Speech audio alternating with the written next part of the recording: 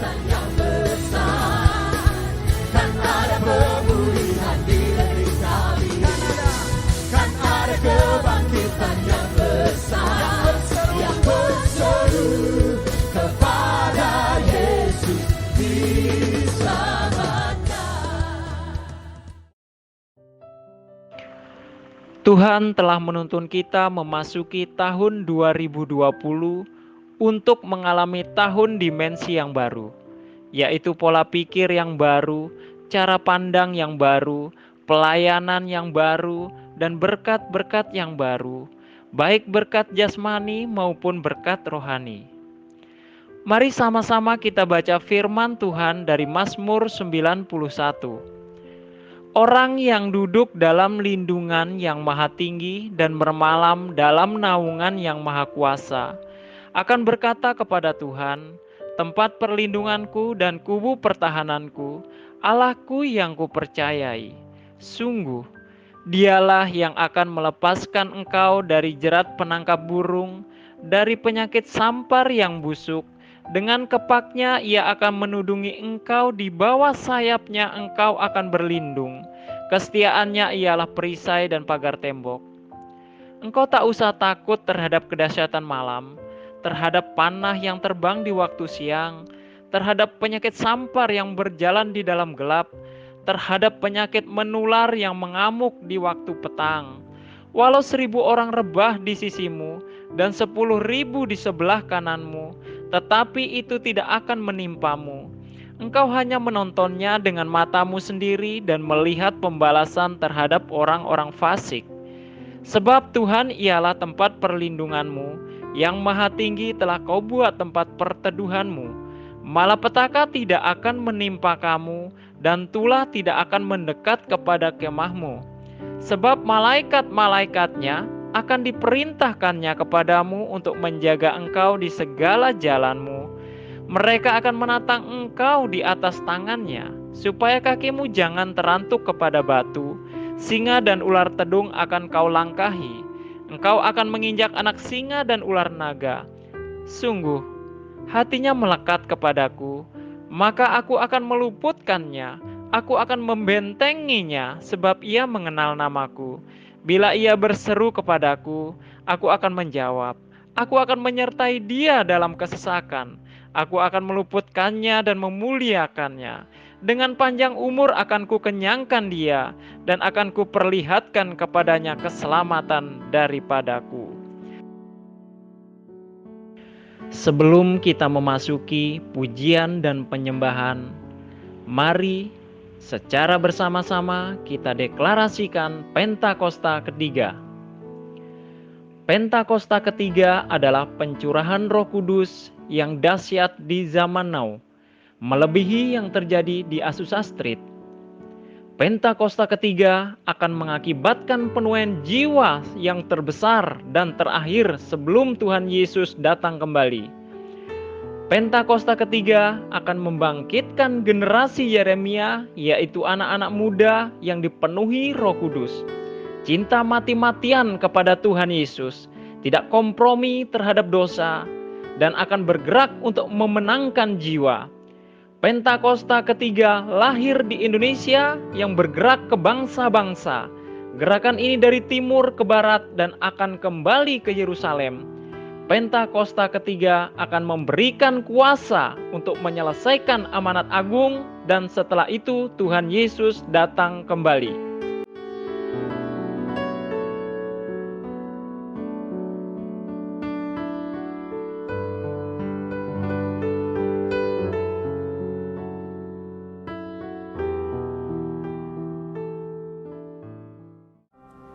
Shalom, kekasih Tuhan. Shalom. Ada sukacita pagi hari ini? Amin. Amin. Mari kita bersukacita, kita naikkan syukur kita pagi hari ini bersama-sama, karena kita percaya kita punya Bapa yang sungguh baik. Kasih setianya berlimpah-limpah untuk setiap kita yang percaya. Amin. Amin. Haleluya.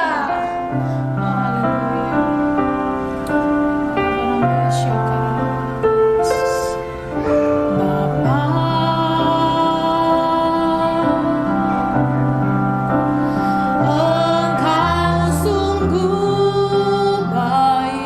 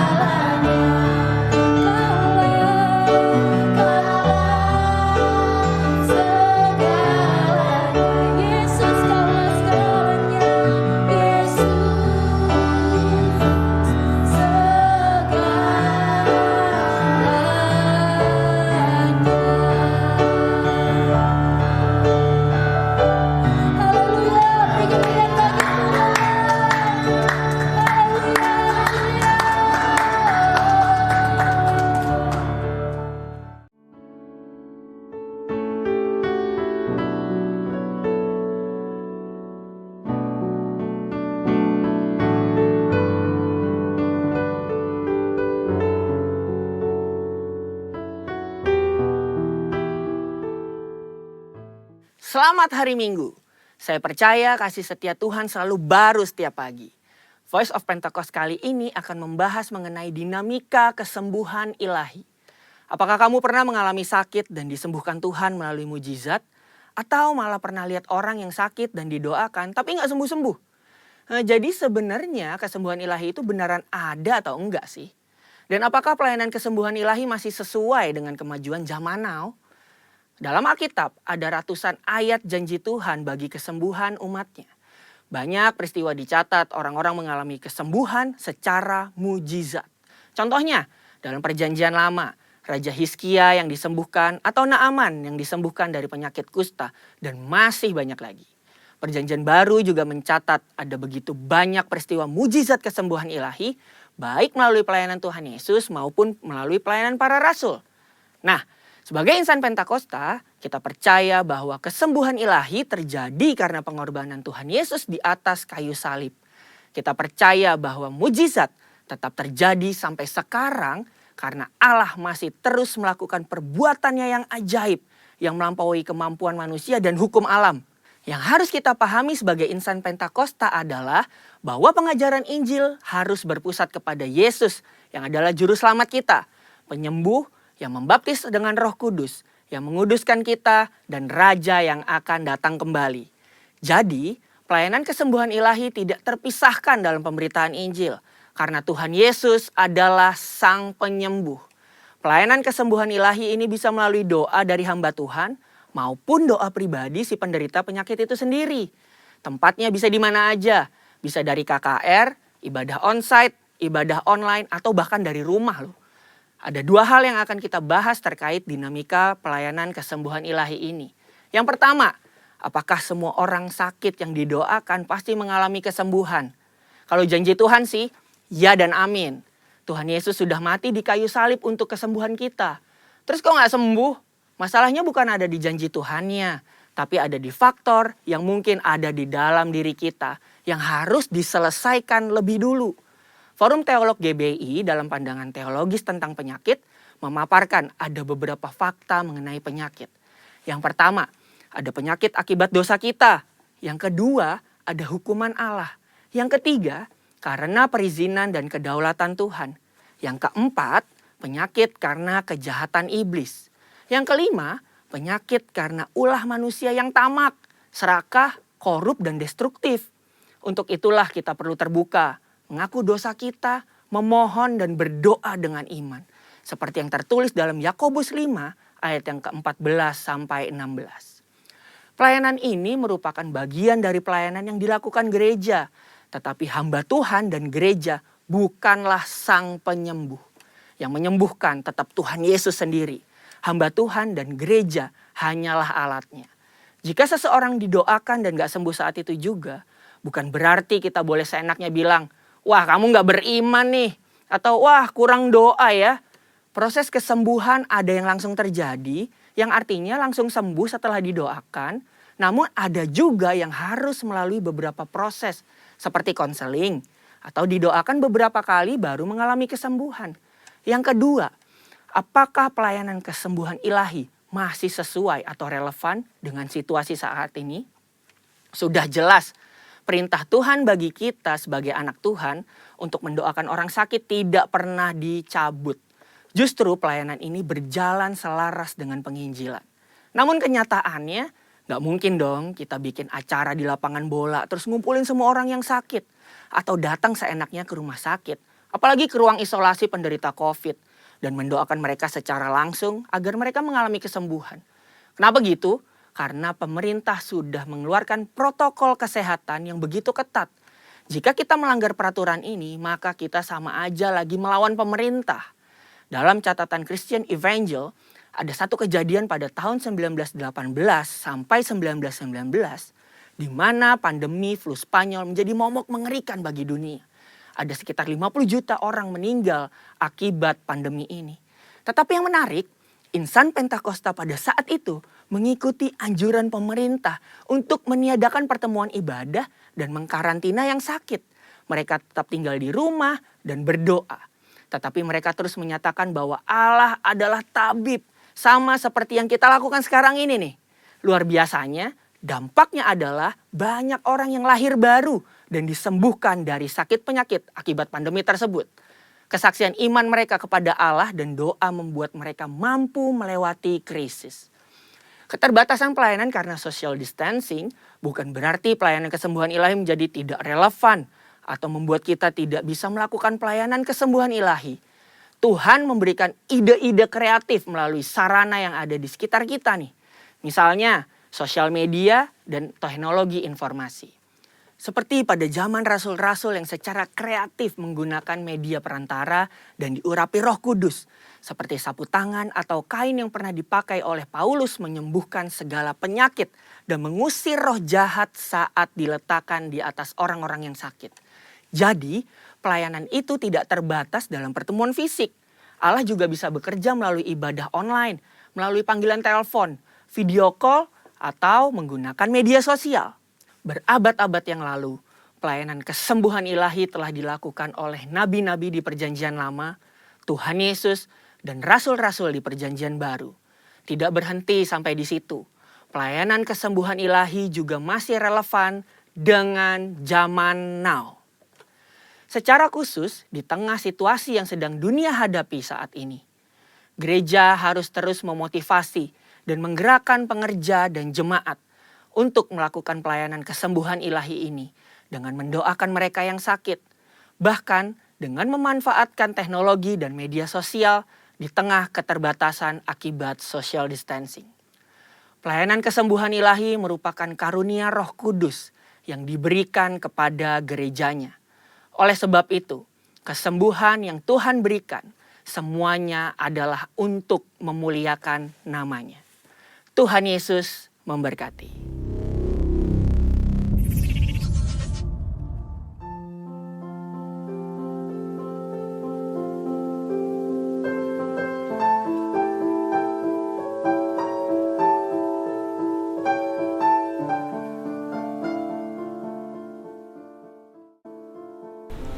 Shalom saudara-saudaraku yang terkasih. Kita mengucap syukur atas kasih karunia dan penyertaan Yesus dalam hidup kita. Sehingga pada saat ini kita dapat beribadah online pada minggu terakhir di bulan Agustus ini. Walaupun virus COVID melanda dunia di mana-mana, tapi kita percaya Bapa mempunyai rancangan yang baik bagi umatnya. Mari saudara-saudara, sebelum kita mendengarkan firman Tuhan, kita akan duduk diam di hadiratnya dan berdoa. Bapa yang baik, kami percaya Engkau beserta kami hari lepas hari. Kami bersuka cita atas perkenanan-Mu pada kami. Sebentar kami akan mendengar firman-Mu. Urapi kami semua dan buka mata hati dan pikiran kami agar tetap fokus kepadamu. Ya Roh Kudus, Engkaulah yang beracara melalui hamba-Mu. Nyatakan isi hati-Mu dan kami siap mendengar. Amin.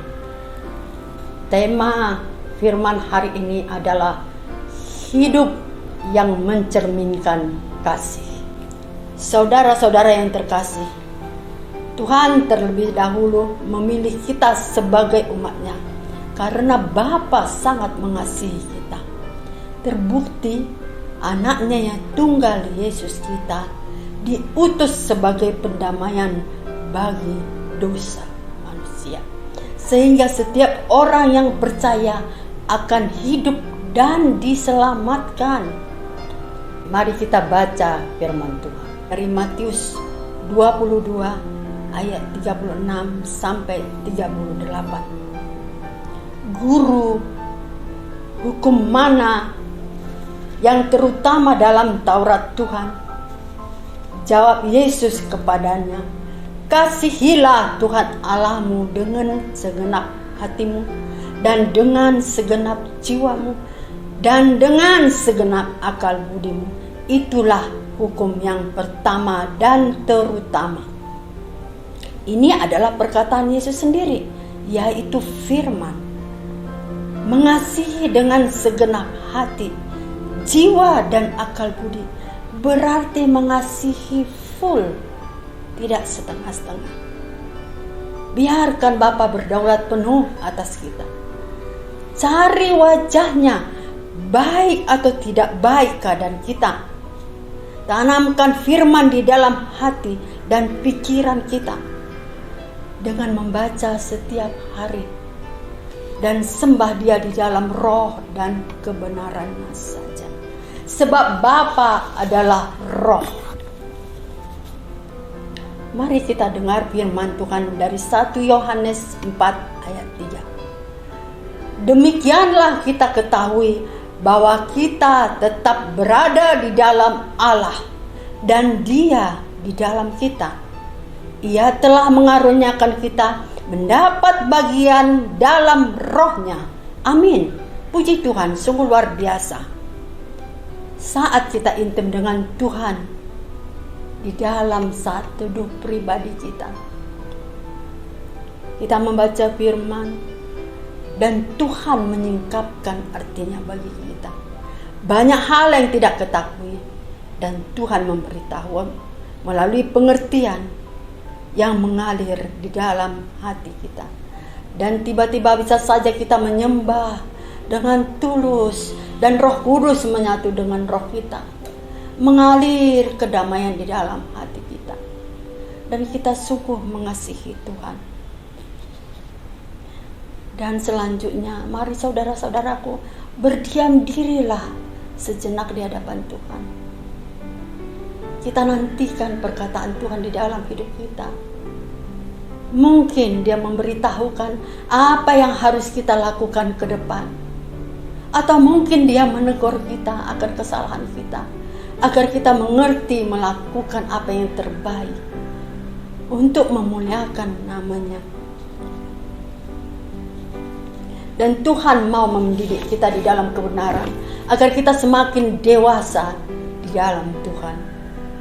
Mari saudara-saudaraku, kita kembali belajar dari Matius 22 ayat 13 sampai 40. Dan hukum yang kedua yang sama dengan itu ialah, kasihilah sesamamu manusia seperti dirimu sendiri.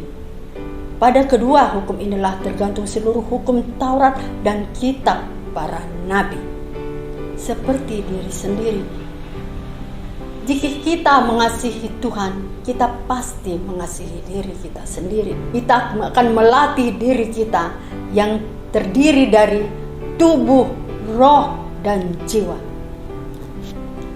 Tubuh kita harus kita hargai, karena kita adalah ciptaan yang sangat berharga dari Tuhan. Pola makan kita harus atur agar kita senantiasa sehat. Di zaman masa ini yang penuh dengan virus, kita boleh memakai masker dan menjaga jarak agar kita bisa terbebas. Walaupun kita menyatakan bahwa Tuhan beserta kita, tapi kita harus disiplin terhadap diri kita sendiri. Kita mengasihi diri kita sendiri.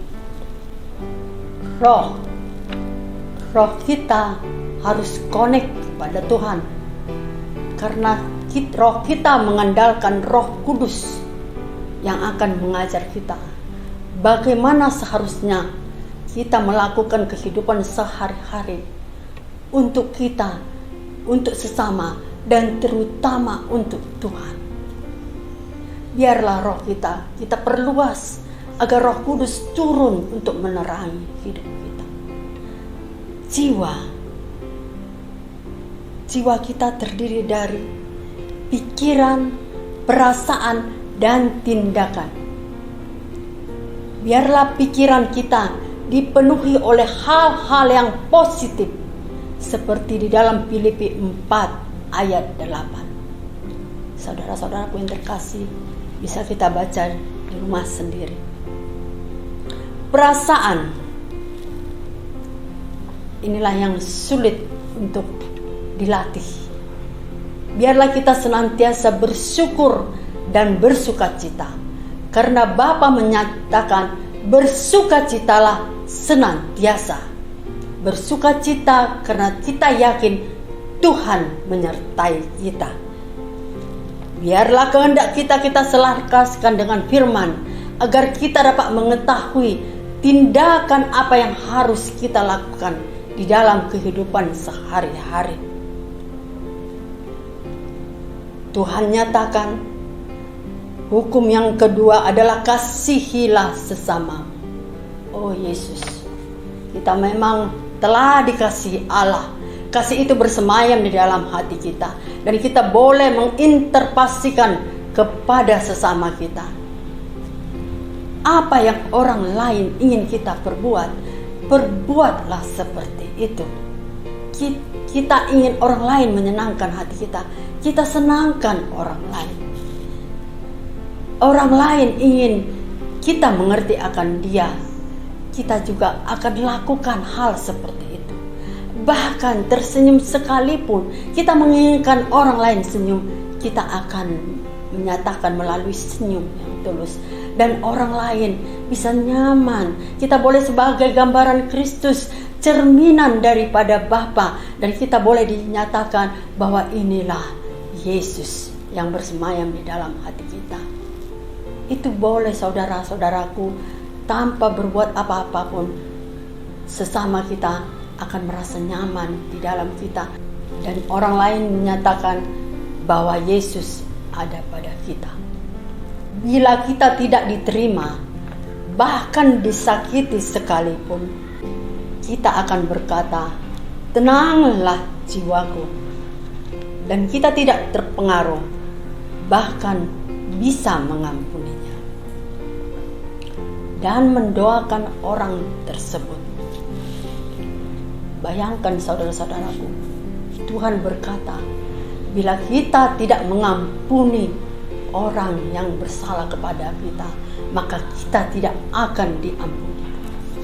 Bahkan doa kita sekalipun tidak akan diperhitungkan, tidak akan didengar. Sangat mengerikan. Sia-sia semua apa yang telah kita perbuat. Pelayanan kita, ibadah kita, semua itu sia-sia. Sebab Tuhan adalah kasih, dan kita harus mengasihi sesama. Biarlah setiap kita mengenakan kasih daripada Allah, karena Allah adalah kasih. Dan terakhir saudara-saudaraku, katakan Tuhan, hukum inilah tergantung seluruh hukum Taurat dan kitab para nabi. Para nabi dahulu kala menyampaikan perkataan Tuhan kepada seseorang atau kepada umat. Pada zaman now, gembala kita sendiri yang akan menyampaikan firman, perkataan Tuhan sendiri. Layaklah kita menuruti segala perkataan. Kita jangan melihat manusianya, tapi kita melihat perkataan Tuhan. Bahkan kita akan mengasihi, karena sebagai Bapa rohani yang menuntun kita di dalam kebenaran, Dia telah diurapi Tuhan, dipakai Tuhan, dan kita senantiasa mendekat kepada Tuhan dengan firman-firman yang disampaikan kepada kita. Di dalam ibadah sekalipun, kita akan fokus dan akan berdiam diri menerima segala kasih karunia Tuhan di dalam hidup kita. Amin. Mari kita bersatu dalam doa. Bapa yang baik, terima kasih buat firman-Mu yang meneguhkan hidup kami, dan kasih yang sempurna adalah milik-Mu. Biarlah kami mengenakan kasih itu untuk segala aspek kehidupan kami, agar kami layak menjadi milik-Mu. Terima kasih Bapa, terima kasih. Terpujilah Engkau. Amin. Mari Bapak Ibu, Saudara yang dikasihi Tuhan, mari angkat kedua tangan di hadapan Tuhan, dan mari sama-sama kita mau terima berkat daripada Tuhan. Haleluya. Kembalilah dalam setiap kehidupanmu, Jadilah garam yang memberikan rasa surga di sekitarmu. Jadilah terang untuk menerangi setiap di mana Tuhan tempatkan. Kembalilah, jadilah berkat. Berkat daripada Allah Bapa, penuh kasih karunia daripada Tuhan Yesus Kristus, serta persekutuan yang tambah hari tambah manis dengan Roh Kudus, turun menyertai memberkati setiap kita. Mulai hari ini sampai Maranatha, Tuhan Yesus datang kali yang kedua, menjemput setiap kita di awan yang permai sampai selama-lamanya. Haleluya. Yang terima berkat Tuhan sama-sama katakan amin. Selamat hari Minggu Bapak Ibu. Tuhan Yesus memberkati. Bagi bangsa ini kami berdiri dan membawa doa kami kepadamu. Sesuatu yang besar pasti terjadi dan mengubahkan negeri kami. Oh, hanya namamu Tuhan ditinggikan atas seluruh bumi. Bagi bangsa ini kami berdiri dan bawa doa kami kepadamu. Sesuatu yang besar pasti terjadi dan mengubahkan Indonesia. Hanya namamu Tuhan tinggikan atas seluruh bumi.